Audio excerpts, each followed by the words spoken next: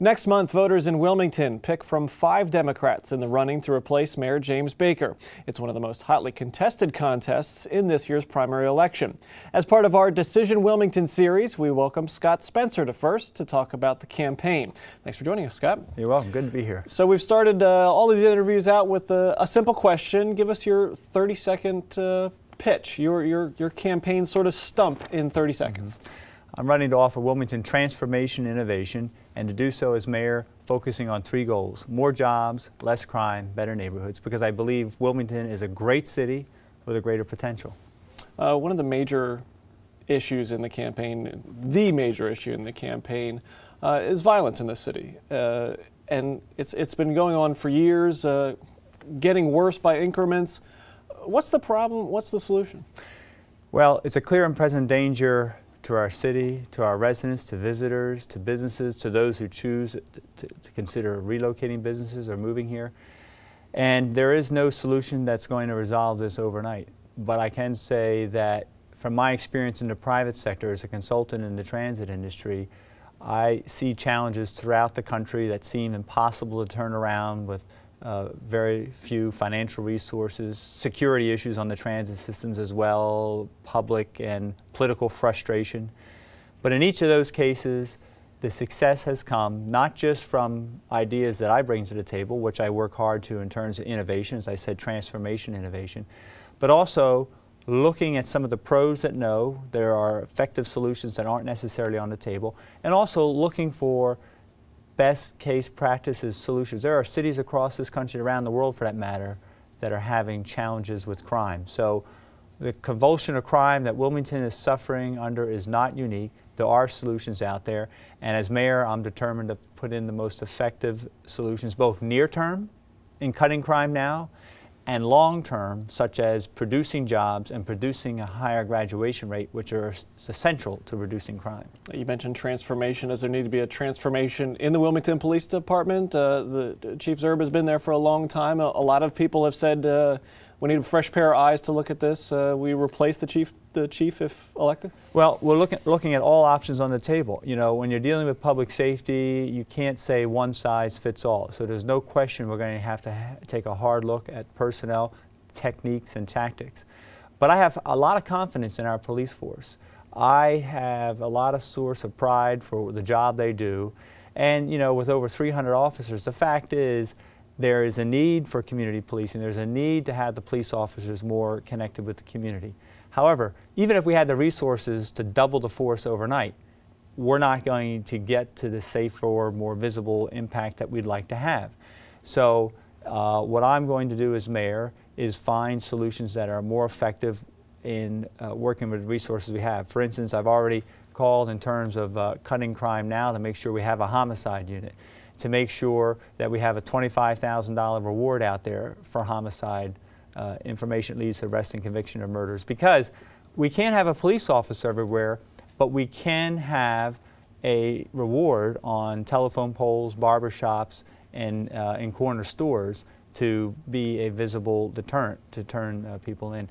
And then there's other initiatives such as encouraging more police officers to live in the city.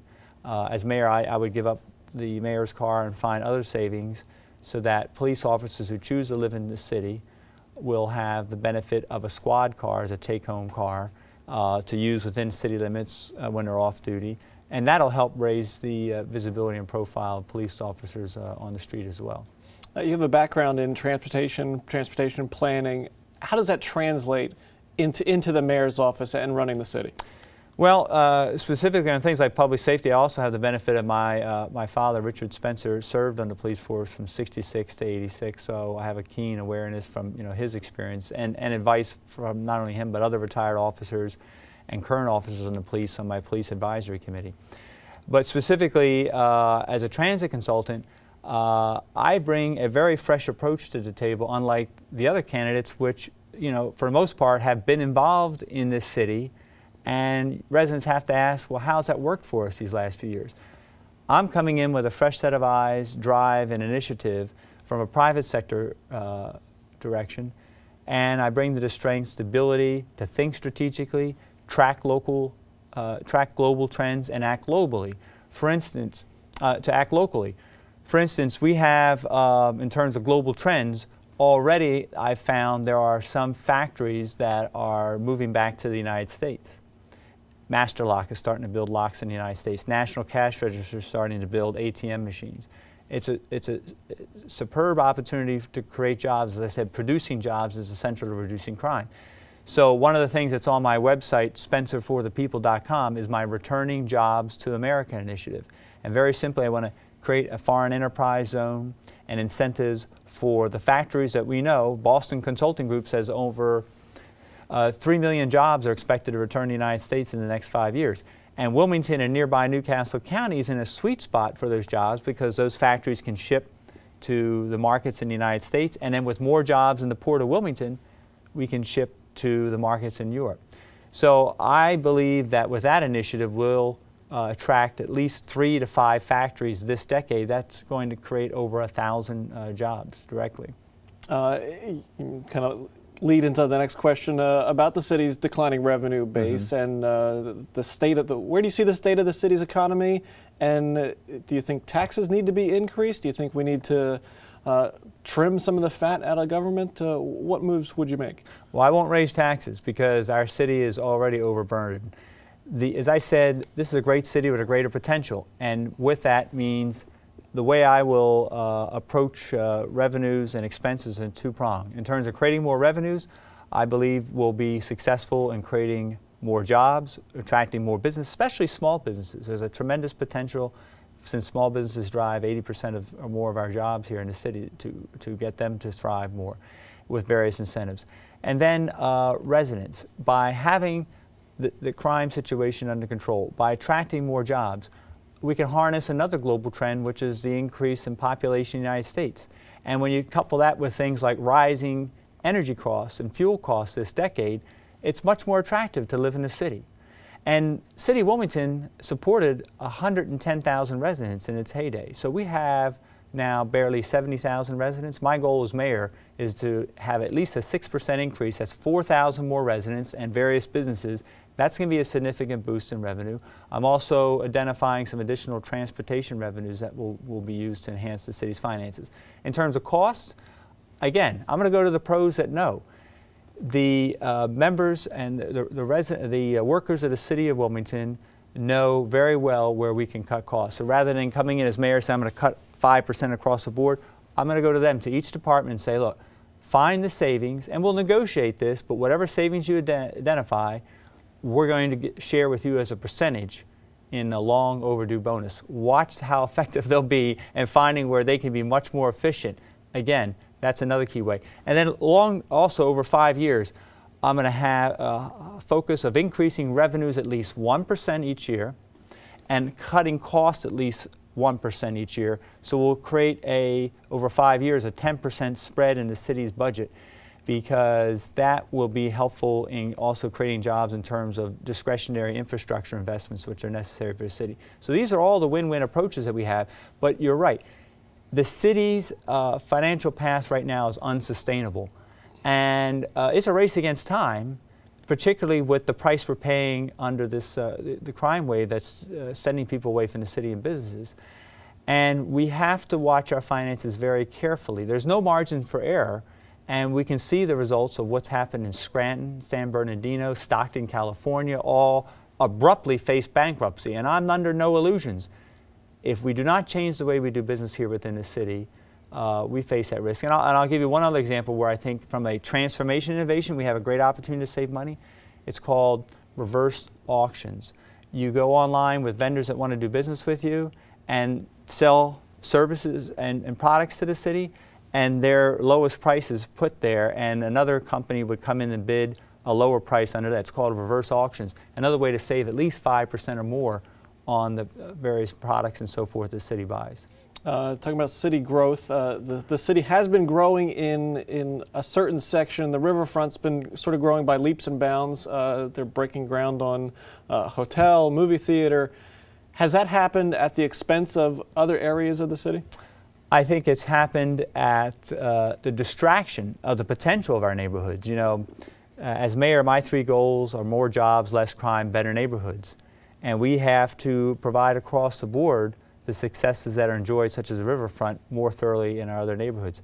So for instance, we have a downtown visions. I'd like to look to having a neighborhood visions program of those services rotating amongst our neighborhoods. We have 40-some neighborhoods of wide diversity, from Southbridge to the East Side, Wawasset Park, the Triangle, the Trolley Square.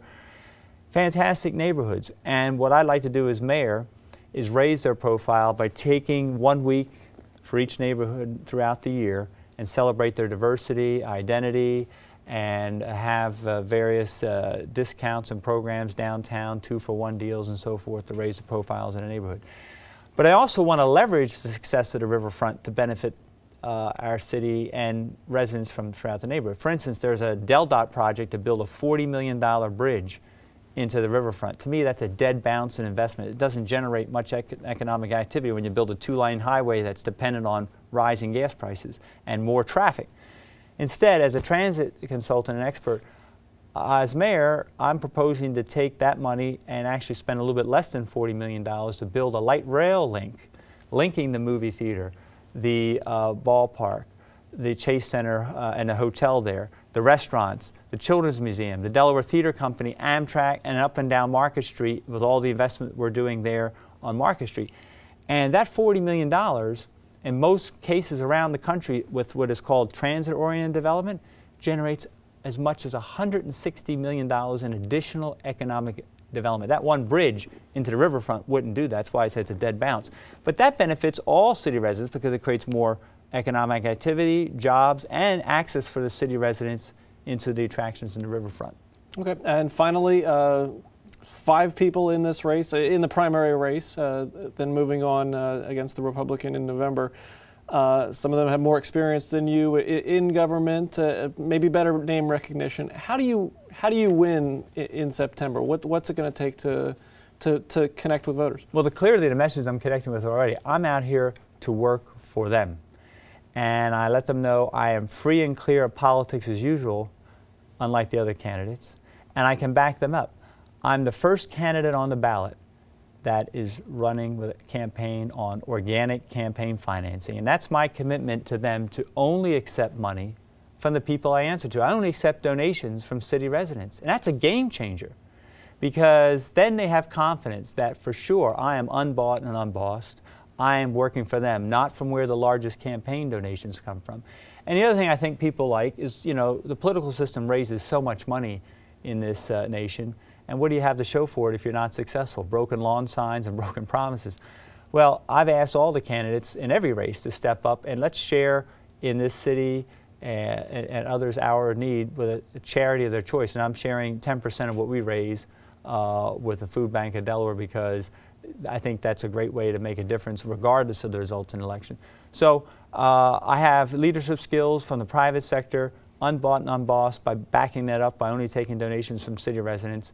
And I bring in an innovative set of solutions, which the other candidates, they've been involved, and it really hasn't made a significant difference for our city. And I can break through with real transformation innovation for Wilmington, as well as the results of more jobs, less crime, better neighborhoods. All right, Scott Spencer, Democratic candidate for mayor. Thanks for being with us. You're welcome. You can